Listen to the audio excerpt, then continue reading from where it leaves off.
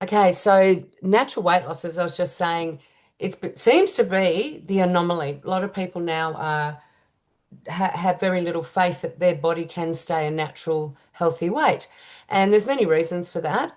It's more challenging, I think, than ever before for many reasons, which we'll go through a couple. But this is for busy women who are tired of, starting a new program on a Monday, belly fat that just won't shift, and feeling bloated. So let's dive in and see what we can unravel here. When I help women with this, they rarely say, I just want, well, they might say, I want weight loss. But then we'll go, well, why is that important to you?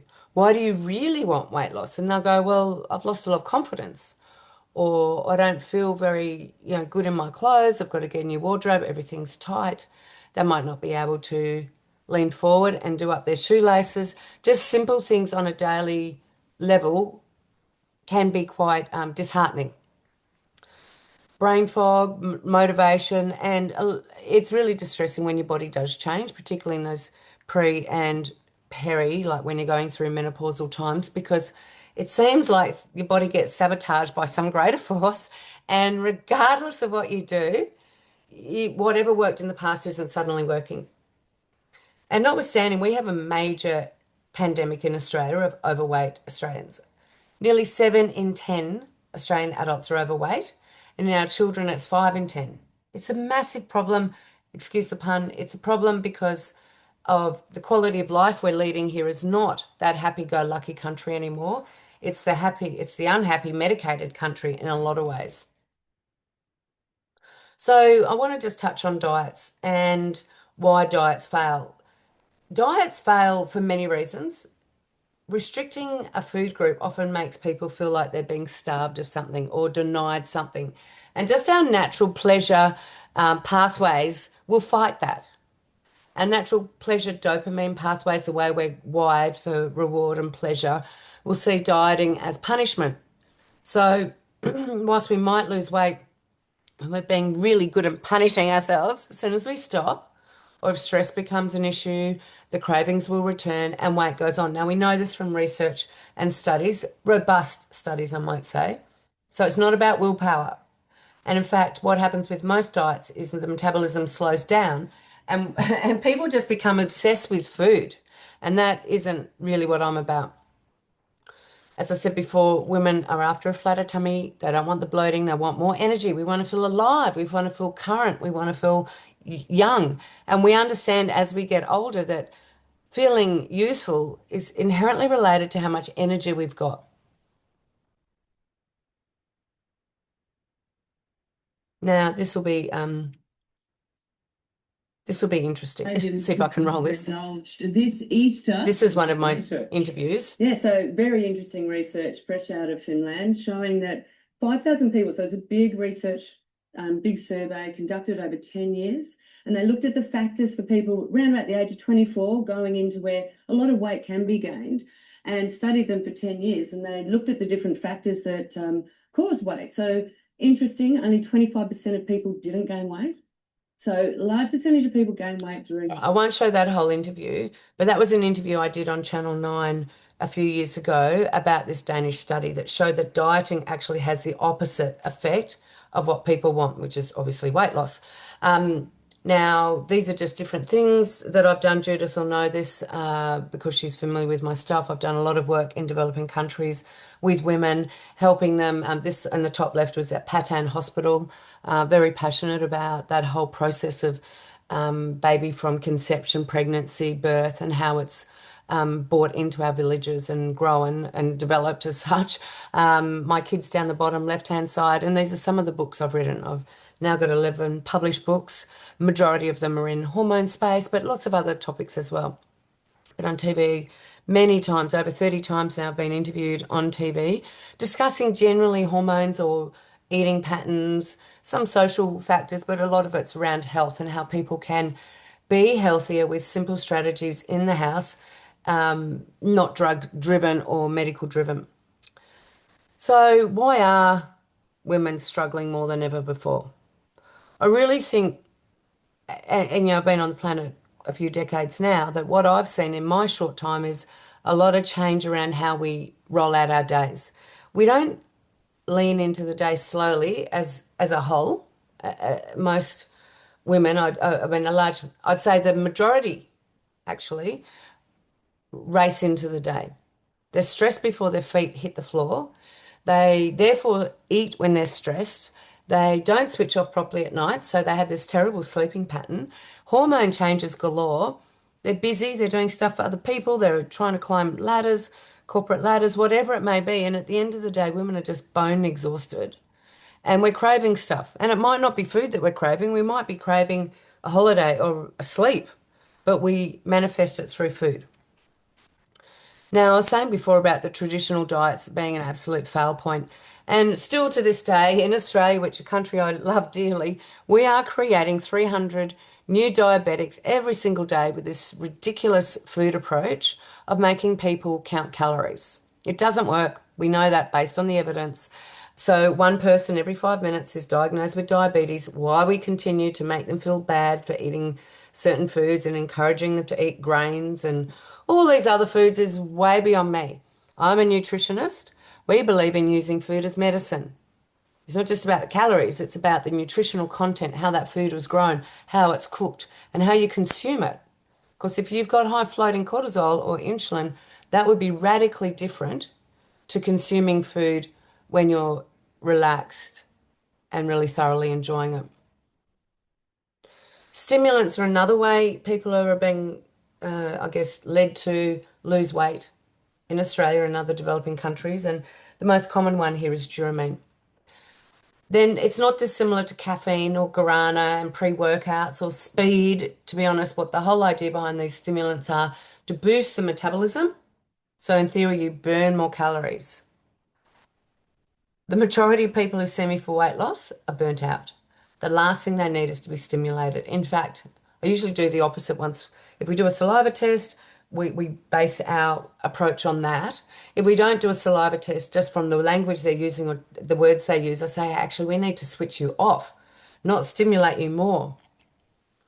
Now, Ozempic, the GLP-1 receptor agonists, there's Mounjaro, Wegovy, Saxenda in Australia. These are becoming normalized.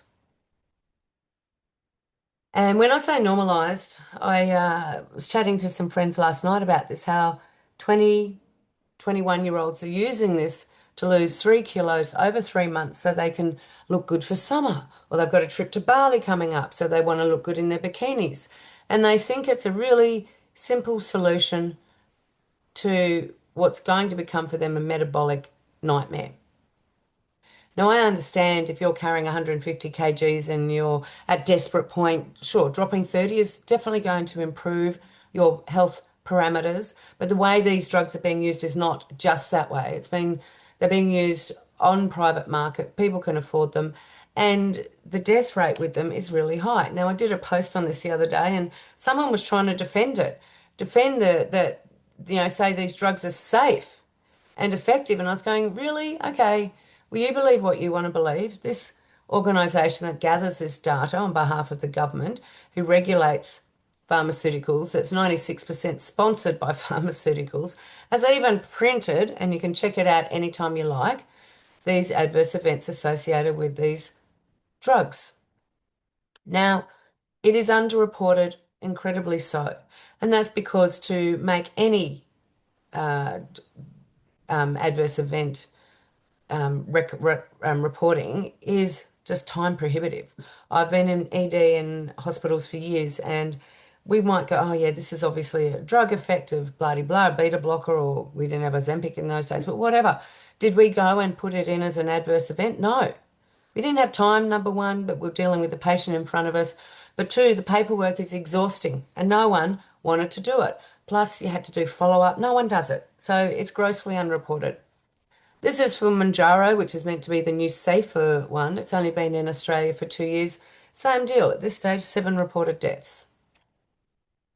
And the really big question that people are asking, and should have asked this from the get-go, what happens when I stop these injectable drugs? What happens next? Do I put on the weight? Well, yes, you do. Do your cravings return? Probably. Does your metabolism slow down? potentially, will you feel worse than before? Will you tell me if this becomes cyclical for you? Do you feel a failure again? Probably. And are there long-term side effects? 100% there are. Hair loss, hearing loss, depression. There's a lot of things other than death and pancreatitis associated with that particular class of drugs. Now let's look at surgery. Surgery is very popular in Australia where it's covered by Medicare. So you can go along and get two-thirds of your gut sliced out, put on a scrap heap, burnt, so you can't retrieve it again if you change your mind, and your stomach's stitched up, and they call it a sleeve. The whole idea being that it stops the stretch sooner, so the leptin goes up to your brain and says you're full, so you eat less. I have my reservations about it. It's not addressing the underlying things, and a lot of these clients who do come to me are malnourished because they've lost the capacity to absorb nutrients out of food. There is another way. And I think instead of, pushing against the body all the time, we've got to actually start going, why has the body gained weight? Why did it go on in the first place? And is there some low-hanging fruit to reverse it? And that sounds like a pun. I've got to be careful what I say. Are there some resources or things or lifestyle changes I can do that will lead to the reversal of why I gained that weight? So we've got to ask better questions. We've got to start supporting the brown fat because brown fat helps burn our white fat. We've got to look at what's driving cravings. Is it psychological or is it a chromium deficiency or a magnesium deficiency, a blood sugar swing? Once we start asking these better questions, we can dive in deeper to what is leading to this weight gain in the first place.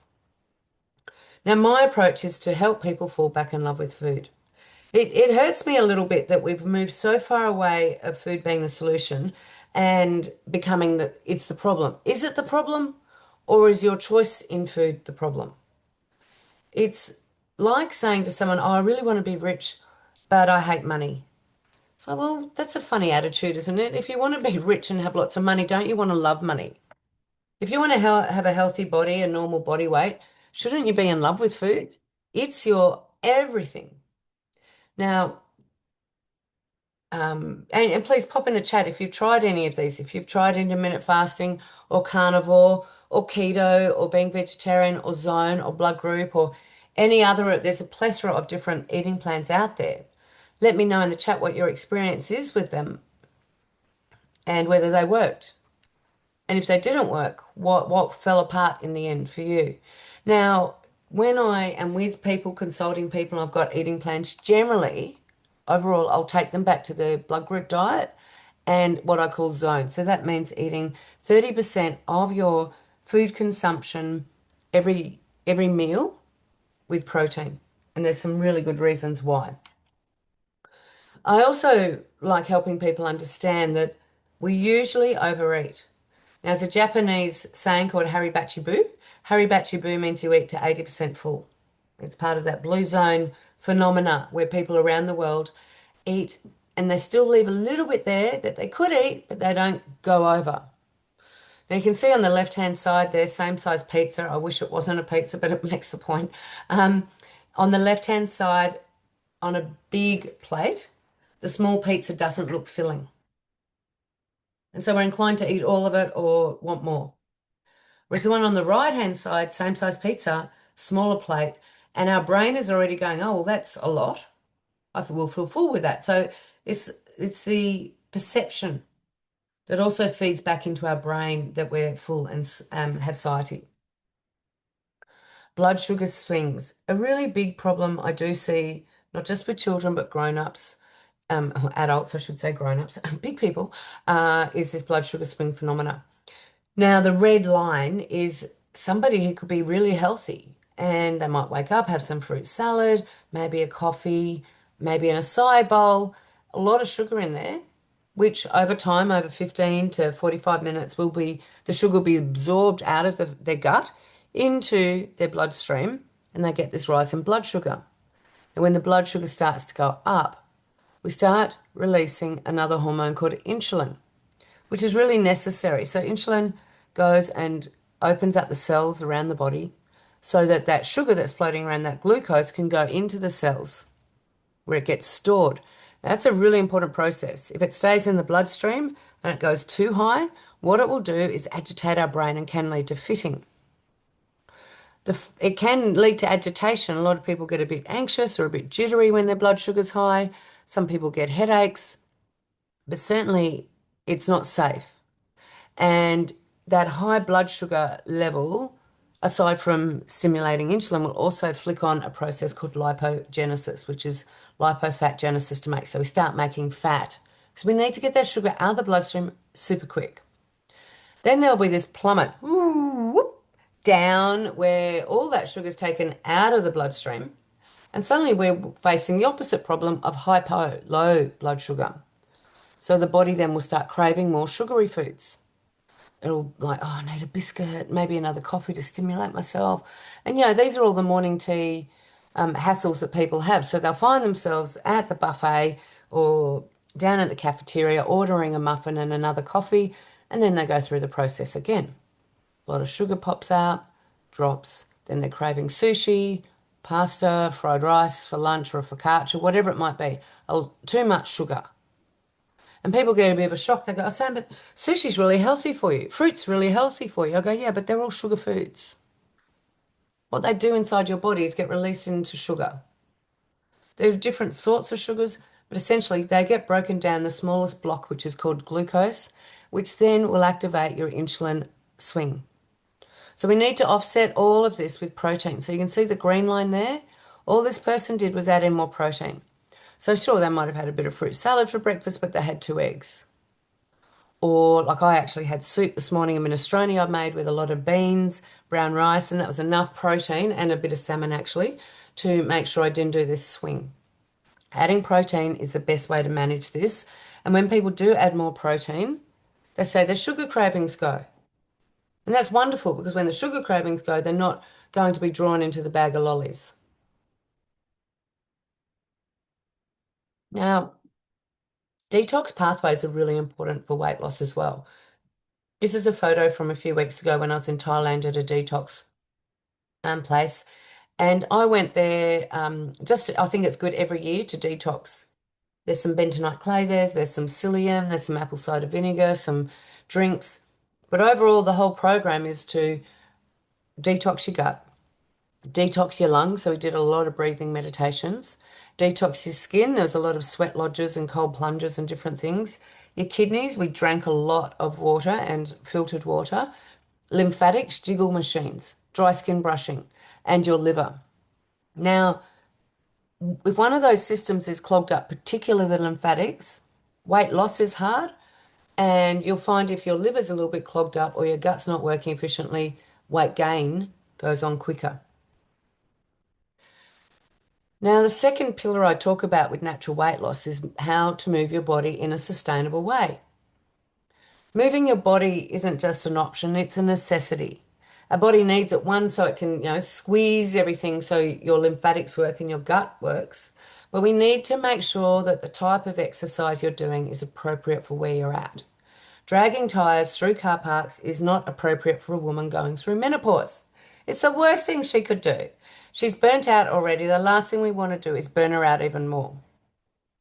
So fall in love with exercise. Find something that suits you. It might be just stretching. You might get a DVD or something on YouTube and just stretch every day. Dancing, because you love dancing. I play pickleball, I swim, I paddle. This morning I swam in the ocean, but something that doesn't feel like a chore.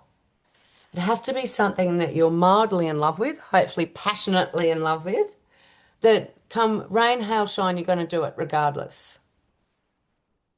And that is what your body loves. Now, I've become quite well known for my commentary around hormones, and I want to share with you some of the things I do see that are common anomalies. At different points, and I do this for men as well, so any man carrying weight, it might be your husband's, they need to do this test. It's not just about weight, but I also pick up things around their prostate health, their mental health. Very important for guys to do this testing as well. The This one highlights really clearly the cortisol is super high at 63.5. I know this person was never going to lose weight. And I can't remember exactly who this was, but I'm pretty sure they were exercising, doing 8-week challenges. It was never going to work. None of it was going to work because their cortisol is too high. You cannot lose weight in the presence of high cortisol. And that's because cortisol tells your insulin to go up, and before you know it, you've got this jammed system. They also had high estrogen, you can see there. Estrogen can be adipose tissue releases estrogen, and it can be very counterproductive to trying to lose weight. So if you've got high estrogen, you've got to drop that first, then lose weight. How do you know? Well, sometimes you can just clean everything up and your body resets. Or I do a lot of saliva testing because blood testing is a waste of time. So this gives us insight to what's happening at your physiological level. There's a massive disconnect often, and this explains it really well, with how people feel and what's happening in their body. This was a person who said, "I know, I'm really relaxed." Like, well, why is your blood pressure high? Oh, I don't know. And relax. It doesn't make sense. Um, Slight little bit of weight, but not a lot actually with this person. Their main problem was sleep and switching off. But this shows you the massive disconnect, and I do these day in, day out, and I get results back this all the time where, it should be 24 when you wake up. This person was 88. It's 400% higher than it should be. Midday, also super high. Afternoon, really high. We found our problem why they weren't sleeping.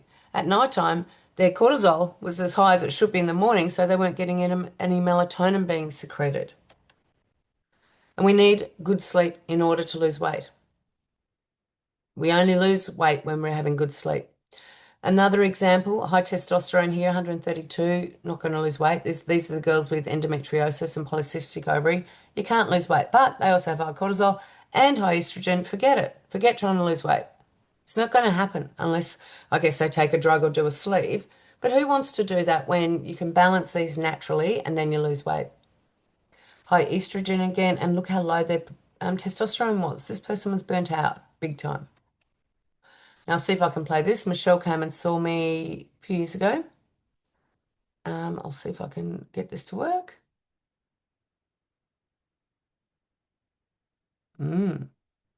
Sometimes does, sometimes doesn't.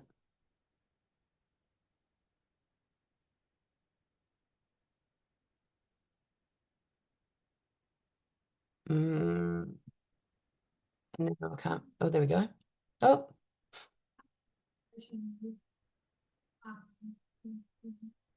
realised then that I needed to make some changes. My husband called it the glass half empty girl instead of the glass half full girl, but married. And so I said, well, I'm send the extra weight I was carrying. Down the track, feeling good, made some changes, then not having to make the choices and continuing to improve. And I now feel like the person that I thought I was, buried down deep inside of that ugly person some time ago. So continuing to improve, feeling great and staying on top of everything. so, Michelle, I've been doing this for a long time. She's one of the, many. I've had now thousands of people come and see me over the 25 years I've been doing this. Marie on the left-hand side, Marie, actually 6 weeks later on the right-hand side, she just did what I suggested to do.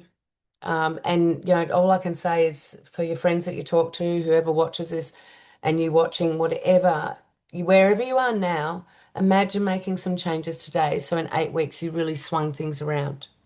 This is so doable. It's just making decisions, getting the right support, and getting the right plan. More confidence will come, more control around food, better energy, feeling, your shoulders roll back when you feel confident in your clothes. That's what we all deserve. Now, I'm not going to play all of this, but this is a little clip where I was interviewed on TV about hormones and weight.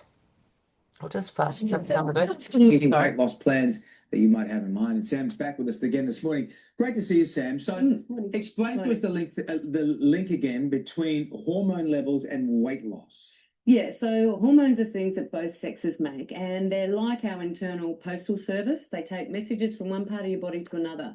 Now, if we're confusing our body because we're stressed, when we're meant to be relaxing, going to bed, say at night, those hormones are still working really hard. And a lot of them will alter our resting hormone levels, and that leads to weight gain in so many instances.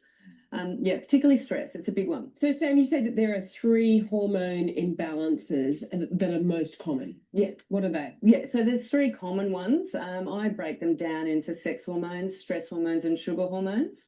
So So you can see that interview a bit later, but once again, just showing you that it's a topic that's not really talked about the hormone stress hormones space. are things Oops, like sorry. Try and get out of high there. cortisol levels, Oops, high might take me a little minute. Let me just there we go. And Taku came and saw me. 6 weeks ago, I came to one of Sam's workshops. Everything that I learned in her workshop, I've applied it to my own life. And all I can say is that my life is absolutely magical now. I have so much energy. I'm so alive and so alert.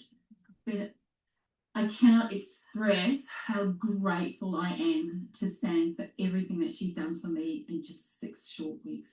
Thank you. And thanks, Taku. Yeah, but this is the thing. It doesn't have to be hard. And what I want to share with you now is the foundation that all these people have done, and I'm really passionate about. As I said before, food is your ticket out of it. Understanding your body is the ticket out of it. And at some point, finding an exercise that really suits you and your lifestyle is just foundational for so many things. And I've got an 8-week natural weight loss program.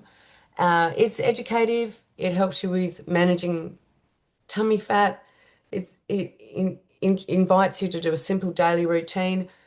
It's the principles, though, that really go with this that change people's lives. So the first component to this are the eating plans.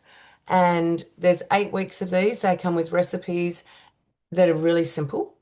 Like there's a little highlight of one of the 8 weeks there. You know, I've had 3 children, been a sole parent. These are recipes that I've done. It hasn't been like 16 different ingredients and 2 different meals for the family. One eating plan, really healthy and balanced. And whilst calorie-wise it doesn't add up, people lose weight because it's got the right balance of everything in there. A lot of leftovers, so if you're on your own, it doesn't matter. You can actually have leftovers, and it's just to bring you back to a base of confidence with food. There are also weekly emails that come out with this, just explaining a little bit about food. They go for 30 seconds to 1 minute, just to make you feel more confident around what you're eating. Because at the end of this 8 weeks, I want people to be confident to trust themselves around food. The second part is the education and support, and that comes through a downloadable program that I've put together over many years called the Happy Female Formula. Now, it has 5 modules in it where we talk about stress, how do you notice it in your body, what plans, how do you avoid it in your body, how to read food labels, a lot of things in there that just help you understand at a deeper level what's going on. I find that when women are really smart and when they understand what's happening in their body, they just naturally start making the changes to benefit them. It's one of those what you know, you can't unknow. And today, I'm also offering a 30-minute strategy call with me, and that is a consultation. In the consultation, we'll discuss where you're at, what supplements you're taking, if I think you might benefit from other testing or not, 'cause you might have some questions there, and we'll come up with a short-term plan. Now, that's normally $250. So you've got the eating plans in there, the education and support, and the strategy call. The value is $944. But what I am doing is today, doing this for $197. Now, you can QR on your phone that bar now, or I'm also going to put in chat the link just to make sure it works. And I'll get you to click on that link that's in chat just to make sure it does open up your end. So this is actually cheaper than booking to see me as a client because it's normally more expensive to have a session with me. So with that, you get the other bonus. Really, it depends on what you want, but the session with me is normally $250 for 30 minutes. But if you've got some questions, please pop them in the chat, and I will be able to start getting back to you with your individual concerns. What eating plans are people trying on here? Just let me know. And what I'm going to do so I can answer your questions is I'm going to stop the recording and stop the share. But this is a hot bonus. The session with me, and we just set you up. We just find out where you're at, give you some confidence, set the sails straight, and then you can really race ahead with it all. Okay, what I'm going to do is just end this.